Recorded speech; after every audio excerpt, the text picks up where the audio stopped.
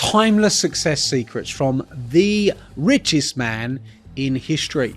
Who are we talking about today? Of course, J.D. Rockefeller, or John Rockefeller, was known for being the richest man that has ever lived. And what we're going to do is we're going to break down some of his success secrets and we're going to modernize them for you as a business owner to learn from, to adapt, to be able to use in your business. During the height of his career, John D. Rockefeller's wealth amounted to 1.5% of the United States' total economic output. So J.D. Rockefeller, 1859, $500 million given away, philanthropist, oil baron, used to be a bookkeeper, started out as a bookkeeper and become the most successful person that essentially ever lived from a financial standpoint. Of course, success has different definitions, but what we're going to be looking at today is what are his lessons. So the first lesson from the richest man in history is the man or woman who simply starts out with the idea and ambition of getting rich will not succeed. You need a larger ambition than just money to be successful. Well, isn't that ironic? This is the richest man in history, and he's telling you straight up not to focus just on the money, but focus on the larger ambition. And I see this all the time. And why do I think? Because we train thousands of business owners, and I see business owners that come to us all the time. And if they have and they work on a project or an ambition just to, how do I make money? How do I make money? How do I make money? It goes against their passion. It goes against what they're interested in. It goes against their skills. And what they're really trying to do is they're trying to put themselves as a square peg into a round hole, and it doesn't quite fit. But when you, as a round peg, go into a round hole, it becomes very smooth and easy. And that means you're leaning in to your strengths, you're leaning into what you are good at, and you're focusing first on what your talents are rather than focusing first on the money. Well, why does this matter? And this is my interpretation. This is J.D. Rockefeller's rule. But my interpretation of this, which I think is really important, is there's money in everything. There's money in making boxes. There's money in making shoes. There's money in fashion. There's money in recruitment. There's money in everything. Furniture, microphones, everything you look at, there's money in. The difference is there's no money in being poor or being average or not being great. And you're only going to have the tenacity and the propensity to be great is if you do something that you love, you focus on, you're good at, and you keep pursuing it with focus. And that's why J.D. Rockefeller's rule is get the larger ambition first rather than just the money. And if you become great, the money will surely follow.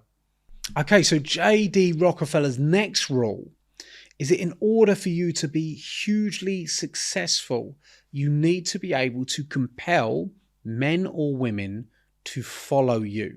And in order to compel men or women to follow you, you must have patience and courage. So when we look at these qualities and we look at the message of this rule, well, first of all, the message of the rule is that, we're going to have to compel people to follow us. Well, why does that matter? Because if you want to create more success in your life and you want to create something great, first thing to understand is that you can't really do anything on your own. You need a team. And the bigger your team, the bolder your team, the more successful your team, the more successful you will surely be. And in order to get great performance from a team, you have to be able to compel them to follow you. So this clearly is something that J.D. Rockefeller put a lot of time and effort into. And I love the fact that he's identified two areas, both courage and patience, as key qualities to achieving that success. Now, I'll give you my interpretation on that. Well, the courage is the courage to have difficult conversations, the courage to be able to stand up for what you believe in, the courage to be able to set the direction, the courage to be able to take people to uncharted territories that they've not been to before. And also the patience to deal with people, to listen to people. I trained business owners since 2016. I built multiple 8-figure companies myself, and I know what it's like to have lots of staff. I've had hundreds of staff that have worked for me in my employment. Sometimes, as you will know, if you're watching this and you're human, is that people sometimes can be frustrating, right? And clearly you have to have patience to be able to compel people and help people to follow your ideas and your principles. So really look at that. If you're an island in business, you will not achieve much. But if you're going to achieve massive success, and in the words of the richest man in history, compelling people to follow you becomes a very important part. And those two elements are crucial to making that happen. So the next one is one that I absolutely love and feel really passionate about. He says that there is no mystery in business, and no long-term success can ever be achieved without fair dealings. So I love those two elements. It was like two rules in one. But what do I love? Well, first of all, the mystery part. Many people are trying to reinvent the wheel when it comes to building their businesses, where the reality is if you've got good principles and good strategies, good foundations towards building your business and good strategies, you will succeed. It's not about there being a mystery or actually being secrets. It's more about principles and work ethics and following those principles and work ethic towards your success. And the other one that I love as well, which is coupled with this, is that there can be no long-term success without fair dealings. Well, there certainly can be short-term success with unfair dealings, i.e., what is a fair dealing? You doing business with someone and you get the better end of the deal over everybody else. Now, this can also be described as a win-lose situation. So you win and somebody else loses in that deal.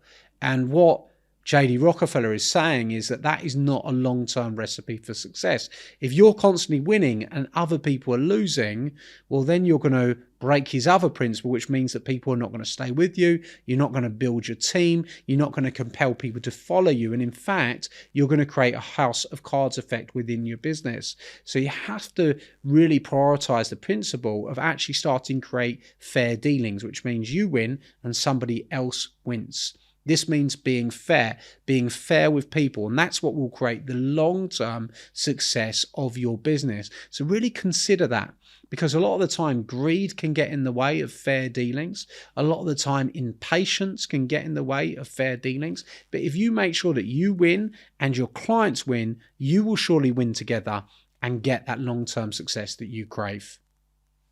So the next rule from the richest man in history is that as he started as a bookkeeper, before he became the richest man in history, he had a great respect for facts, figures, and numbers. And if you want more success in your business, you also need to have a great respect for the facts, the figures, and the numbers.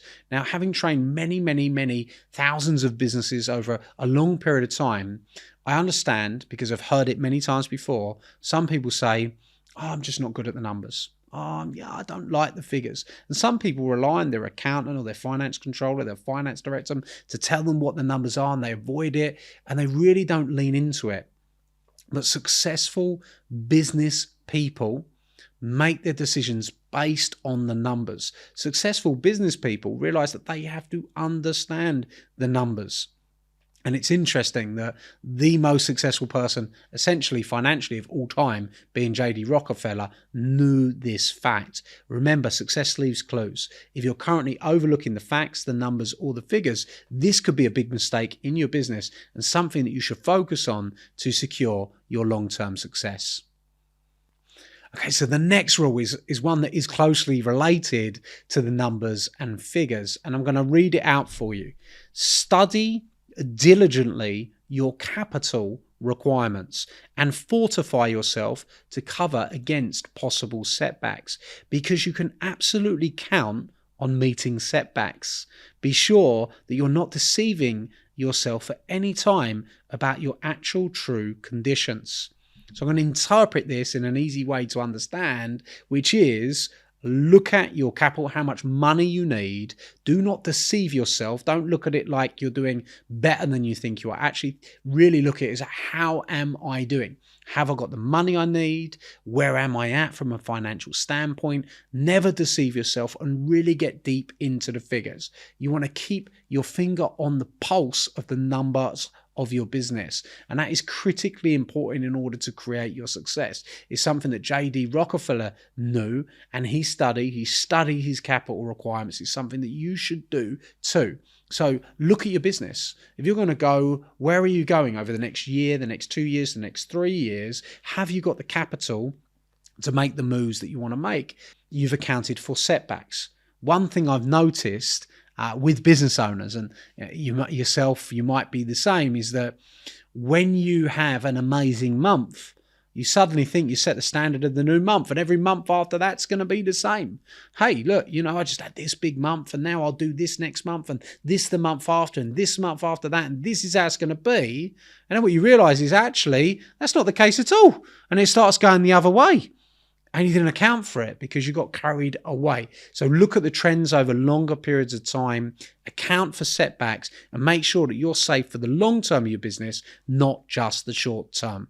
So this is a really, really interesting one, which is definitely something that you should really, really be aware of, because sometimes when we have competitors, we don't understand what they're doing in the marketplace, why they're doing it. But let's listen to this one and take it in, and I'm going to explain it because I think it's very important. It is to be remembered that often the most difficult competition you have comes from not the strong, intelligent, conservative competitor, but from the man or woman who is holding on by their eyelids, ignorant of their costs. And anyway, that person has to keep running or go bust. What does this mean? It means that if somebody comes into your market and they're making crazy offers and stealing your market share, be careful as to how you respond, because that person may well be a short-term player, not a long-term player. Often you can look at other people and say, what am I doing wrong? Well, I'm not able to do this business or this deal, and they're coming in and they're taking the business and they're taking the market share, and you panic and you start to make decisions based off what your competitors do, where often they don't have the longevity in the first place. So you've got to make sure that you make the correct decisions, you monitor your capital, you monitor your finances in order to create your true success. Now, the final one, which is a really important lesson, is after any spirited conversation with an ally or an enemy, Rockefeller would repeat to himself over and over again the important points that were made by that ally or by that enemy. He said it was more important to be a great listener than to be a great talker. So you have to sharpen your listening skills to understand your ally's intention, your enemy's intentions, and make sure that you motivate your business into the right areas.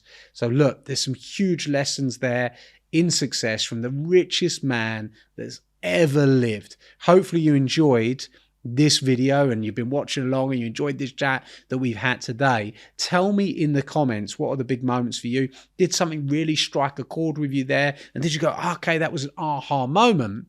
And I'm going to give you one bonus one, which is also very important.